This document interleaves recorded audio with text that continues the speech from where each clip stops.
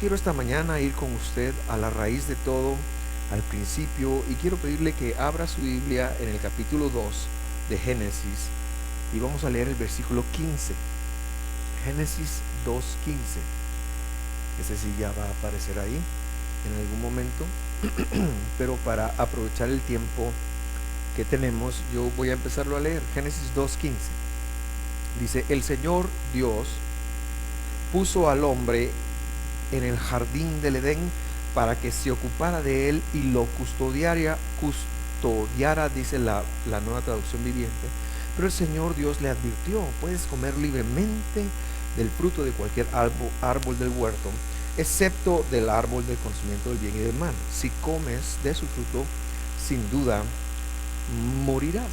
Esta es una historia verídica, esta es una historia que pasó. La Biblia tiene muchas parábolas, pero esta es una historia que realmente pasó, y vamos a desenmascarar desde esta historia el problema que tenemos todos nosotros.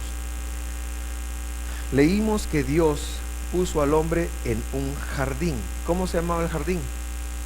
Edén. Ahora, los jardines son para otorgar vida. Los jardines son para producir vida. Pero si usted va a un desierto no es un jardín. Un jardín es algo, ¿verdad?, que si usted pone sus fresitas, usted esperará. Aquí de hecho tenemos un mini jardín que hace algunos años Javier Cian, de bendita memoria, nos hizo el favor de sembrar unas moras, y hasta el día de hoy, si usted va, ese árbol normalmente tiene moras, a veces verdes, pero moras, pero en su gran mayoría se pueden comer, y yo los he visto a muchos de ustedes pepenando moras de Javier. Es broma, eso está para el que quiera, ¿verdad? Siempre y cuando haya. Y si un domingo no hay, seguramente alguien se le adelantó, ¿verdad? Los jardines son para eso. Sin embargo, este no era cualquier jardín, este era el jardín del Edén. Y Edén quiere decir placer, disfrute, deleite. Dios puso al hombre en un jardín, un lugar para dar vida, que era un deleite. Ese era el propósito y el plan inicial de Dios, porque Dios tenía una misión con él. A donde Dios lo haya puesto a usted, por favor sepa que si está usted con el cónyuge que vive, con los hijos, con la labor económica que usted tenga, Dios le puso ahí con un propósito, y que la intención de Dios era que ese lugar fuera un lugar de vida placentero y usted pudiera deleitarse. Dios sí tiene la intención de que seamos felices. Diga a su vecino: Dios quiere que seas feliz. Y ya lo vimos, Dios quiere que seas feliz. Entonces, ¿por qué? A eso vamos. Después, según leímos, Dios le enseñó las reglas del juego, porque siempre es importante conocer las reglas del juego. En cada relación que usted tenga, es importante conocer las reglas del juego. Pregúntele a su esposa, pregúntele así con cónyuge: ¿puedo tener un mitraidito fuera de la casa? Pregúntele, por favor. Bueno, usted sabe la respuesta de eso. Es importante conocer las reglas del juego. No es que Dios le entregó y hacer lo que querrás. Dios le dio reglas. Salud. Dios le dio muchas reglas del juego y le dijo, y yo quiero, usted lo va a leer en su casa. Le dijo: podés comer, esto se lo dice en el verso 16, ¿de cuántos árboles del huerto? Todos los árboles del huerto. Usted lo dijo, no lo dije yo. ¿De cuántos? De todos. Muy bien. Pero, y aquí es donde usted tiene que empezar a leer la Biblia con mucha atención. El versículo 17 dice: excepto, y esa palabra en hebreo no existe, ni siquiera pero, sino literalmente dice: y desde o del árbol, lo que quiere decir, hermano y hermana, que en el huerto no estaba el árbol del conocimiento del bien y del mal. El árbol del conocimiento del bien y del mal estaba fuera del templo. Y si el hombre quería comer del árbol del conocimiento del bien y del mal, que de hecho la tarantada y el atarantado lo hicieron, tenía que salirse del huerto, tenía que traspasar todo lo que Dios les había dicho. Se tenían que salir del propósito inicial de Dios para sus vidas y tenían que irse afuera. Por eso cuando Dios sale a visitarlos, se esconden en saber a dónde, y Dios de consecuencia les pone un par de ángeles que les impiden entrar al huerto del Edén. El árbol no estaba dentro del huerto. Cuando usted lo lee con esos lentes es un poquito distinto, pero así lo dice. Lo que pasa es que si alguien nos enseñó a leerlo con los lentes de que estaba dentro, que yo también así lo leía, uno dice, ¿y Dios qué onda? ¿Para qué le pone el árbol, la tentación ahí? Pues no la puso ahí, la puso afuera. El hombre y la mujer, para ir a comer, afuera. Pero en el huerto sí les puso el árbol de la vida. Lo que quiere decir que la intención de Dios para el hombre es que el hombre disfrutara de un huerto, algo que da vida, placentero para siempre. Adán fue creado y nació para procrearse, para vivir para siempre. Nació con eternidad. No nació, ¿verdad? Fue hecho por Dios para vivir eternidad. La temporalidad de las cosas no existía para Adán ni para Eva. No era el plan, no era la intención de Dios. Ya huele, ¿verdad? Hoy sí me voy a tardar más para que les dé hambre. En marzo están, Dios mío, qué calor, y ahorita están todos tapaditos, ¿verdad? Así los quería ver. Prendan los ventiladores porque mucho humo.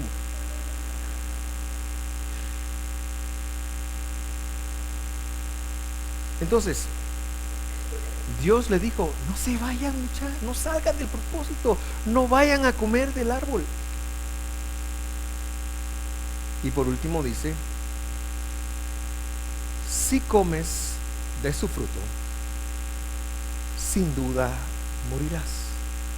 Otras versiones dicen, ciertamente morirás. El hebreo dice, morir, morirás. Morir, morirás. Por supuesto, trayendo una seguridad a lo que Dios estaba teniendo, que no comieran. Pero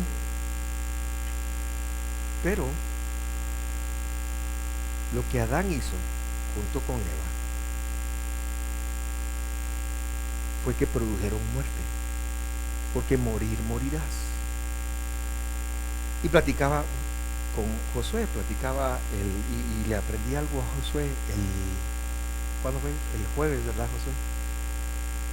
Mire, Josué me dice, ¿por qué el hombre cuando comió del fruto no murió? Porque esa era la promesa, morir, morirás. Entonces, como yo siempre lo había visto, no siempre lo había visto, como lo he visto en algún tiempo, es Él introdujo la muerte al mundo. Esa era la promesa de Dios, introducir la muerte, y ahora todo iba a tener fecha de caducidad. Antes todo era eterno, ahora todo tenía fecha de caducidad. Pero no solamente eso, sino que la fecha de caducidad iba a venir con muerte. Y por eso,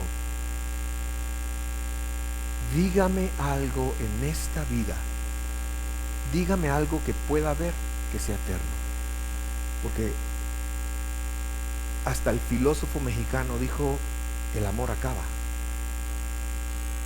porque se vuelven cadenas. ¿Verdad? El amor acaba de acabar la vida de ese filósofo, ¿verdad? Que descanse en paz. José, estoy refiriéndome a él. Pero todo acaba, hermano, si no cuidamos. Nos casamos pero colgados. Las generaciones más jóvenes tal vez no sepan qué quiere decir colgados. Enamorados, atarantados.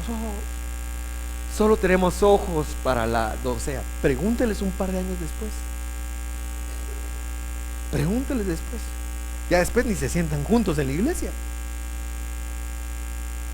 Ay, perdón. Yo estaba hablando de mí porque ya, ¿verdad? Y entonces entró la temporalidad del mundo. Todo es temporal. Todo muere. Todo muere. Todo muere, hermano. Esto va a pasar. Eso va a pasar. Donde esté sentado va a pasar. Le salen a uno arrugas. Le salen a uno cosas que uno no quisiera que le salieran. Uno va perdiendo la vida. Y cuando llega un momento en que uno se muere. Pero Josué, me quejó Josué. Josué me dijo, ¿por qué no murió el hombre ese mismo día? Porque para Dios un día es como 1000 años y 1000 años como un día. O sea, no tiene tiempo. O sea, sí murió en un día para Dios, porque Adán no vivió más de 1000 años. Sí, lo que quiero enfatizar, hermanos, es que todo se volvió temporal. Todo.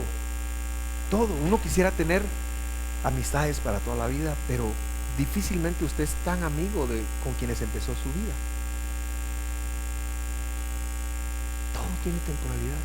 Pero no solo eso, todo tiene muerte. Todo se arruina. Ponga una casa que no esté habitada. Aunque no haya alguien arruinando la casa ahí, la casa se deteriora. Y mi papá sacó un ejemplo que a mí siempre me ha ayudado. La vida se convirtió como una escalera eléctrica que va para abajo, hacia la muerte.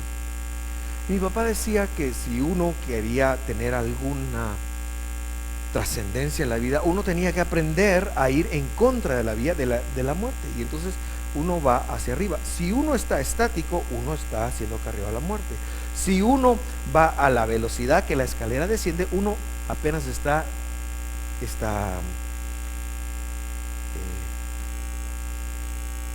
¿cómo está ahí? En el mismo lugar, atascado, era la palabra que nos tenía, está manteniéndose. Pero para el hombre es imposible ir más rápido, porque todavía no han encontrado el secreto de la eterna juventud, todavía, y a los más jóvenes les cuesta ver eso. Uno piensa que todo es para siempre, pero no, nada es para siempre, nada, absolutamente nada. De hecho, la Biblia lo pone así: el cielo y la tierra pasarán. ¿Por qué? Porque el hombre quebrantó las reglas iniciales del juego y entonces sufrió el morirás. ¿Y qué produce muerte? El pecado. ¿Cuál es la raíz? El pecado. Adán y Eva comieron e introdujeron al mundo la muerte. El problema verdadero del ser humano es que vive sentenciado, vive con una sentencia de muerte. Déjeme tratar de explicarle la sentencia de muerte de una manera más cercana a mí. Mi papá se conoce en el mundo cristiano como el pastor del amor, pero yo le diría, dígaselo a mis nalgas. En mi niñez era yuca, y tuvo algunas sus veces que nos pegó, y bueno, a mí, sobre todo a mí. Mis hermanas no, pero salieron malcriadas ellas y yo salí bueno. Pero algunas veces que me pegó, se peló. Es decir, no me corrigió, estaba enojado.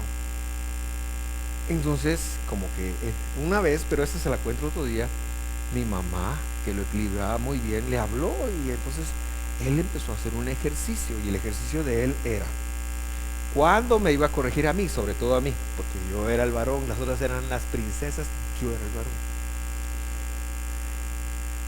Cuando me iban a corregir a mí, él llegaba y me decía, y me dictaba sentencia: mira, te voy a dar esto, acredita 3 hinchazos, pero estoy enojado, me voy a calmar. Cuando me calme, voy a regresar y te voy a dar. Y a veces le tomaba el día calmarse. Usted sabe lo que es vivir anticipando, porque que le van a sonar, que viene porque viene. Hubo un par de veces que yo le oré al Señor: Padre, que caiga un espíritu de olvido sobre mi padre, y cayó. Pero la gran mayoría de veces no caía, lo cumplía. Y vivir con esa sentencia, es como nosotros vivimos, aunque no lo hayamos conectado. Pero lo que sucede es que todo lo que hagamos va y puede salir mal. Puede y va a salir mal, a menos que Dios esté involucrado en el asunto, porque el humano es portador de muerte. Porque muerte es lo que nosotros tenemos. El verdadero problema de la humanidad es la muerte. Hoy yo quiero darle 3 efectos de esto. Y el primero lo he llamado ser portadores de muerte. Desde el momento en que nosotros nacemos, esa herencia se posa sobre nosotros. Porque si no hubiera pecado en nosotros, no moriríamos. Así de fácil. Porque es el pecado el que envejece el cuerpo, es el pecado el que mata el cuerpo. Después se dan muchas circunstancias, pero es el pecado el que mata. Dios no creó a Adán para morir, lo creó para vivir. Adán no tenía fecha de caducidad, él iba a vivir. Y Dios le había puesto un árbol ahí para que lo comiera, el árbol de las vidas, para que él lo comiera y para que él pudiera vivir para siempre, hasta que pecó. Y cuando pecó se convirtió en un portador de muerte. La muerte es pues parte de nosotros. En 1991 estaba yo viendo una noticia cuando salió mi jugador favorito de baloncesto diciendo, oiga esto, él había fanfarroneado de haber tenido relaciones sexuales íntimas con más de 1000 mujeres. No tenía 35 años y había salido. Y al poco tiempo de eso salió una noticia, que él era portador del virus de inmunodeficiencia adquirido, VIH. Ese virus tiene la capacidad de desarrollar SIDA, y el SIDA en el 91 mataba. No sé cómo van con eso ahora. No tenía cura. Y así vivimos nosotros. Nosotros somos portadores de pecado. Es que sin Dios, y eso va para cualquier humano, cualquier cosa que nosotros hiciéramos saldría mal. ¿Por qué? Porque somos portadores de pecado. Cualquier relación en la que intentáramos vivir saldría mal. ¿Por qué? Porque todos somos portadores de pecado. Yo sé que suena muy bonito que alguien nos diga que Jesús nos vio, nos amó y vio lo bueno que había en nosotros y vino a dar su vida para salvarnos, pero eso es mentira. No había algo bueno en nosotros. Jesús vino solamente por gracia y por amor, y si no sabemos cuál es la raíz del problema, no vamos a poder aprovechar o valorar lo que Él ha hecho por nosotros, que es muy grande. No había nada bueno en nosotros. Él se comprometió a venir porque Él se comprometió por Él mismo, es por gracia. Y entonces no podemos hacer algo para ganar el favor de Dios, ni ahora, ni antes, ni nunca. Sino que todo lo que Dios hace, lo hace por amor. Pero si nosotros no entendemos que nosotros somos el problema, que el problema está en nosotros y que no hay algo bueno en nosotros, pero yo sí digo, una madre con su hijo,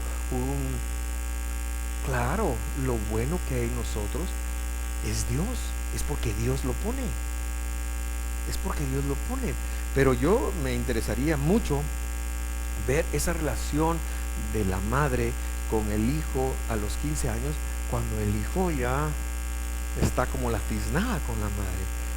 Nunca voy a decir se acaba el amor, o no lo sé, pero ya no es la mía, ya no es el bebecito. La madre se queda pensando, ay, tan lindo que era cuando era chiquito, y ahora es lo que es. Y sigue amando. Pero lo que estoy tratando de decir es que lo bueno que pudiera encontrarse en nosotros es porque Dios lo pone ahí, es porque Dios lo permite.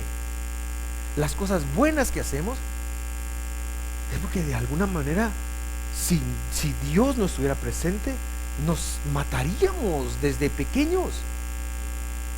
Romanos 3:23 dice, desde el 21, y he cambiado de versión, ahora es la Reina Valera 95, dice: pero ahora, aparte de la ley, se ha manifestado la justicia de Dios, testificada por la ley y los profetas. Verso 22, la justicia de Dios por medio de la fidelidad, y no dice es una traducción, es una traducción terrible que lo piensa que uno puede tener fe en Jesús para, no, ahí dice por medio de la fidelidad de Jesucristo. Ahí dice, cualquier persona que vaya al griego va a encontrar que la preposición que está ahí es de, no está la preposición en, sino de. Nos han puesto eso para mantener una doctrina, pero ahí dice por medio de la fidelidad de Jesucristo, la justicia de Dios por medio de la fidelidad de Jesucristo, porque nosotros ni siquiera para eso podemos hacerlo bien, sino es que Él se revela a nosotros, para todos los que están dispuestos a vivir con fe en Él, o exhibir la fidelidad de Él nuevamente ahí, porque no hay diferencia. Versículo 23, por cuanto todos pecaron y están todos destituidos de la, todos, absolutamente todos. Eso dice. En parte, ahí está la medicina de Dios para nosotros. Pero no logramos ser buenos. Aquel, dice la Escritura, que intenta ser bueno, que dice que es bueno, que no hay pecado en él, hace mentiroso a Dios. Eso dice la Escritura.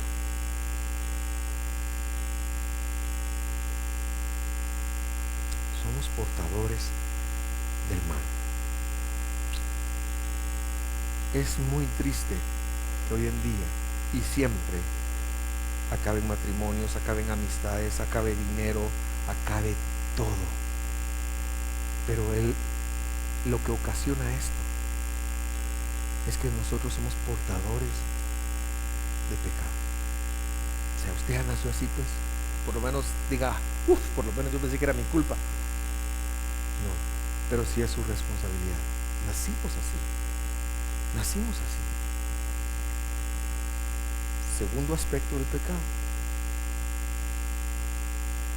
el mal antes de Adán y Eva era una situación externa, estaba fuera del jardín placentero que Dios los había puesto. Pero el mal dejó de ser eso y se convirtió en una situación interna.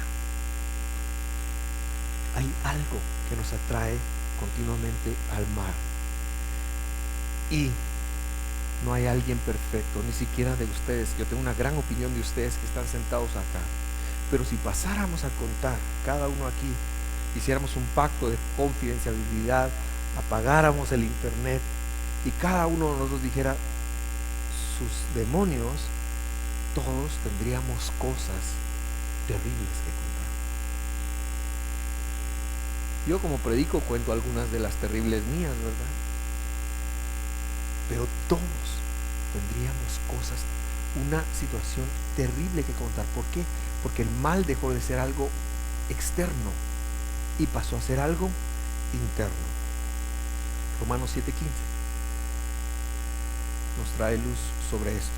Dice Romanos 7:15: lo que hago no lo entiendo. Mire eso. Pues no hago lo que quiero, sino lo que detesto, eso hago. Versículo 16: y si lo que no quiero hacer, esto hago, apruebo que la ley, que es la que me señala el pecado, es buena. Pero mire el 17: de manera que ya no soy yo quien hace aquello, sino, ¿qué cosa? El pecado que está en mí. Entonces no soy yo, podrá decir cualquier persona. Pero está hablando de su inclinación, está hablando de usted. No está hablando de la nueva naturaleza, sino está hablando de lo que se conoce en el cristianismo como la vieja naturaleza, o lo que se conoce en el judaísmo como la inclinación al mal, que son básicamente la misma cosa. Dios vio que el hombre estaba demasiado depravado, dijo: no, le voy a circunscribir sus días a 120 años, porque su inclinación es mala. Eso está en Génesis capítulo 5, por ahí. Y si hago lo que no quiero, ya no lo hago yo, sino el pecado que está en mí. Y entonces, cuando usted ve a alguien haciendo algo que a usted le parece mal, le es fácil pensar bien o mal de la persona. Le es fácil dar el beneficio de la duda, ¿verdad que no? Cuando vemos a alguien que está haciendo algo malo de acuerdo a nosotros, ¿por qué? Porque el pecado está adentro, el mal está adentro. Entonces, lo primero es que somos portadores de pecado. Lo segundo es que heredamos una naturaleza corrompida, y esa naturaleza nos habla continuamente. Eso dice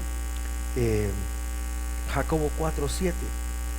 Sométanse pues a Dios, o someteos pues a Dios, resistid al maligno, al diablo, y huirá de vosotros. Claro, esto se lo dice a personas que han sido lavadas con la sangre de Jesús, pero lo que está diciendo es que el diablo hay que resistirlo, y que es una cuestión interna. La palabra diabolos es el intérprete que te habla, que distorsiona las palabras, que distorsiona la realidad, y todo el tiempo te está hablando y te está haciendo crear una realidad a tu favor. Ese es diablo. No está hablando del Satán, está hablando de algo interno. Así que heredamos una naturaleza que está pues al mal, y por eso miramos al muchachito, ¿verdad? El muchachito está ahí, se la está pasando muy bien, ¿verdad? Ese de plano no era yo, usted, porque a mí bailar sin para nada, para mí eso es satánico, pero hay mucha gente que lo disfruta, y estaba ahí el cuate y pasándosela bien, y yo tengo 3 pies izquierdos y él estaba ahí pero la damisela, ella estaba pasándolo mal, y a él no le importaba que ella estaba llorando. Él estaba contento porque él se estaba sintiendo bien, tenía sus botas, su traje, y la damisela lo estaba pasando mal. Y alguien vio que la damisela lo estaba pasando mal y vino a rescatar a la damisela, y la primera intención fue: no, deje aquí, yo lo estoy pasando bien. Esa es la inclinación al mal, ese es el ego. A mí no me importa realmente cómo lo esté pasando usted, si yo lo estoy pasando bien.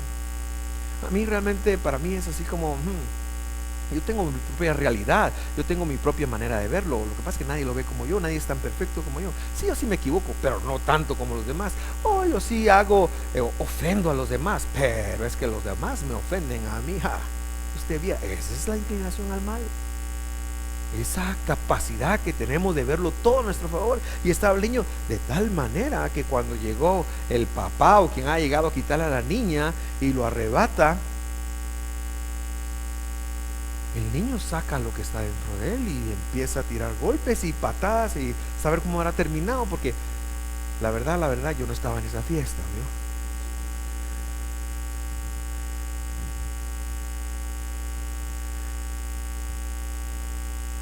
Pero es el mal que está dentro, y lo traemos, es el ego. Usted puede oír a cualquier pastor que usted quiera, incluyéndome a mí, y siempre vamos a pensar que ninguna iglesia tiene tanto la verdad como la que dirigimos, ¿de verdad? ¿Por qué? Porque el mal, la inclinación al mal. Y la tercera cosa que quiero dejarles: lo primero es, somos portadores. Lo segundo es que nos quedó una inclinación al mal. Y la tercera cosa Y es la habilidad que todos tenemos de repetir el pecado de nuestros padres, quebrantando las reglas del juego de Dios. Como estamos mal, hemos sido vendidos al pecado, seguimos perpetuando el ciclo y amontonando muerte. Así dice la Escritura, Gálatas 6:7. Gálatas 6:7 y 8. Ay.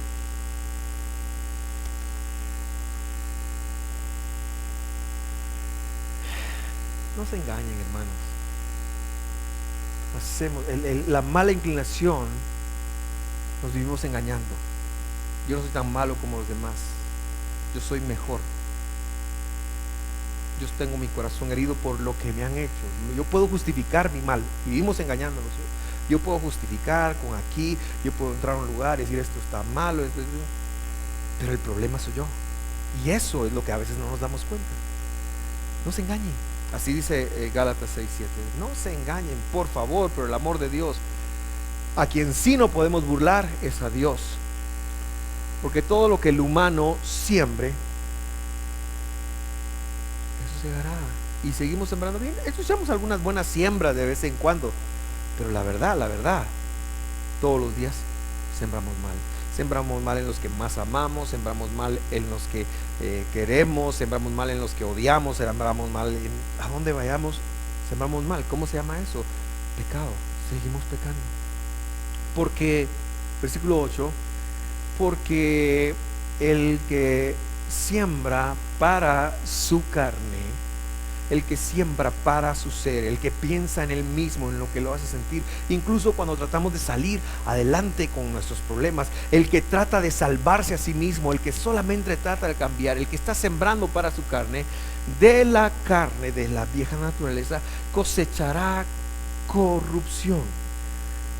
Por favor, dígame una palabra que sea sinónima de corrupción. Y no lo vea en función del gobierno, sino en función de su ser. Y la respuesta sería muerte. ¿Por qué muerte? Porque el Salmo dijo: tú no permitirás que tu justo, refiriéndose a Jesús, en la tumba vea la corrupción.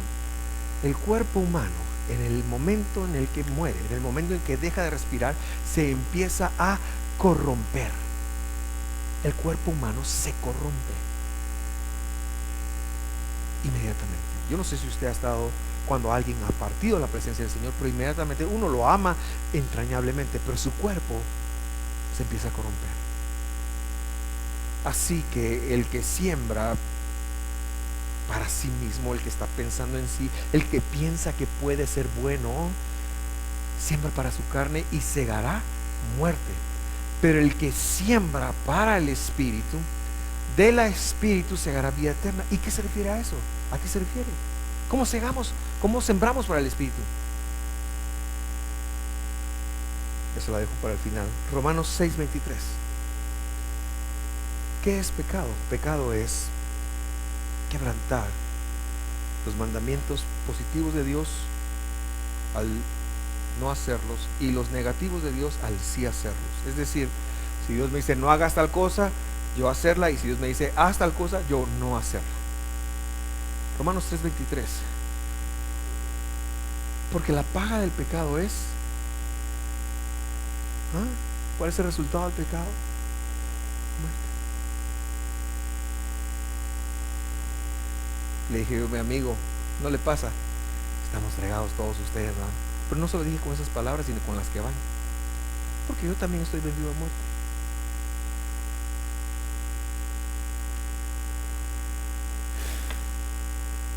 Realmente tenemos un problema y nosotros mismos no podemos hacer algo al respecto. No se trata de mi fe en Jesús, no se trata de eso. Se trata de la fidelidad de Dios para tu vida. Por eso es por gracia.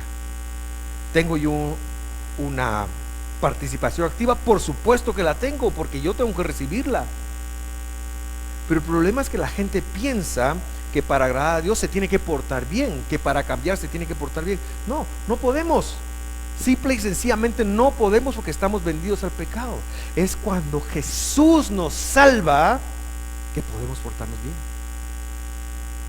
No nos portamos bien para que nos bendiga. No, es cuando Dios nos salva, nos hace conectar su amor, que ya nos podemos portar bien. Y entonces empezamos a sembrar para el Espíritu.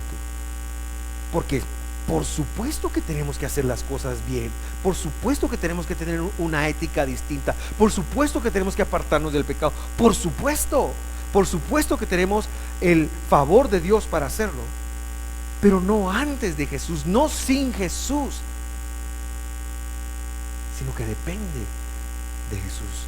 Yo quiero cerrar este tiempo con una nota de esperanza. Por supuesto que hay personas que son más malas que otras y podemos meter ahí un montón de cosas. Pero mi intención era decirle a usted que usted tiene un problema, lo sigue teniendo y se llama pecado. ¿Y por qué lo sigue teniendo? Porque si Dios no viene antes de 100 años, todos los que estamos aquí nos vamos a morir. Entonces sigue habiendo muerte en nosotros. Y por eso la promesa de la resurrección que hablábamos la semana pasada es la más importante, porque Jesús sí nos va a levantar.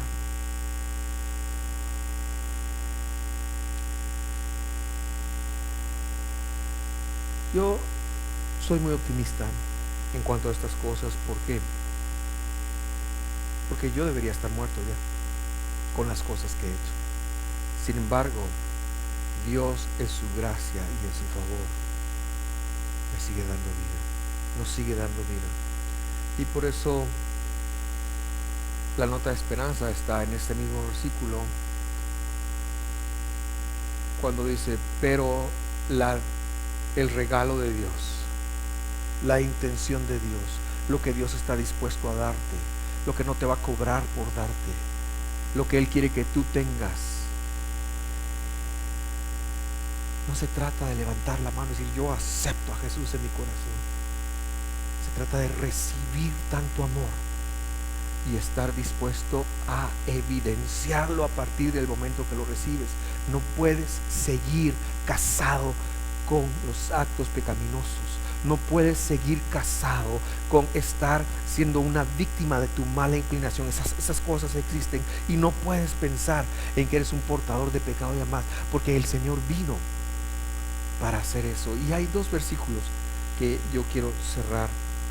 Bueno, este era el primero, y el segundo está en 1 de Juan capítulo 3 versículo 8, y ahí dice: el que practica el pecado, todos los humanos, ese es del diablo. Por eso no podemos seguir practicando el pecado. No podemos, no debemos, hermano, porque si lo hacemos, ay, Dios me perdona y después me va a perdonar, entonces estamos invalidando el sacrificio del Señor. No debemos, no podemos seguir no, yo soy rebelde porque el mundo me hizo así. No podemos seguir teniendo una mentalidad negativa. No podemos seguir juzgando a nuestro prójimo. No podemos seguir dándole al ego por su lado. No podemos. Si somos verdaderamente salvos, no podemos, hermano. De verdad tenemos que santificarnos, pero no tenemos que santificarnos para que Dios nos bendiga, no, porque no se puede, no es así la cosa, sino cuando tú recibes a Jesús en tu corazón, cuando verdaderamente entras en una relación con Él, no puedes seguir practicando el pecado, porque entonces eso demostraría que sigues siendo del diablo, pisotearía la bendita y poderosa sangre de nuestro Señor. No podemos, porque Él peca desde el principio. Y sigue diciendo: para eso apareció el Hijo de Dios, para deshacer las obras del diablo. Y con esta nota yo te quiero dejar. El problema no es problema, diría Ricardo Arjona. El problema es el pecado, y lo llevamos todos. El antídoto y la solución Dios la proveyó en Cristo Jesús, nuestro Salvador. Y la otra semana vamos a continuar desde este punto, pero yo te quiero dejar aquí con esta inquietud, y es que a partir de que tú recibas a Cristo Jesús, lo único que puedes tú hacer es trabajar con Él, con su Espíritu, para cambiar tu vida. Si no lo estás haciendo, a saber a quién recibiste. A lo mejor tengas teología, a lo mejor tengas una teoría, pero salvación de Jesús es muy cuestionable. Perdóneme que sea tan directo y perdóneme que sea tan duro, pero no podemos seguir practicando el pecado si somos de Cristo. Claro que nos vamos a caer, claro que nos vamos a equivocar, por supuestamente pecaremos todos los días, pero ya no es bajo la consigna de, ay, Dios me perdona, oh, está bien que lo haga, porque ahora debes por lo menos tomar conciencia de que lo estás haciendo. Dios sí espera de tu vida una santidad, de mi vida una santidad, y con gracia nos va a llevar. Y las veces, estas, hijitos míos, estas cosas os escribo para que no pequéis, pero si alguno peca, abogado tenemos para con el Padre al justo. Eso también está en Primera de Juan. Para eso apareció el Hijo de Dios, para deshacer las obras del diablo. La obra del diablo fue meternos ese gol de incorporar el pecado a nuestra vida, de incorporar la temporalidad. Ese es nuestro verdadero problema. El problema no es con quién tú te relacionas, el problema no es el médico, el problema no es el tráfico, el problema no es cualquier situación que estás enfrentando, el problema no es la escasez económica, el problema no es que estés enfermo, el problema no es que qué sé yo, cuántas otras razones usted le pueda dar. El origen del problema es que fuimos vendidos al pecado, y la solución para eso la proveyó nuestro Dios amorosamente. La solución para eso no hicimos algo para proveerla, sino que Él la proveyó y la dio y la entrega gratuitamente. ¿Fue gratis? No fue gratis, le costó la vida, le costó todo, pero la entregó a ti y a mí gratuitamente, por amor, porque nos ama, porque quiere nuestro bien, porque quiere nuestra felicidad, porque Dios te ama más de lo que puedo decir, más de lo que puedo explicar, porque de tal manera te amó Dios, que se dio al portador de las buenas nuevas, que dio a su Hijo, que dio al bendito, que se dio Él mismo para venir a expiar, pagar al que tenía el imperio de la muerte,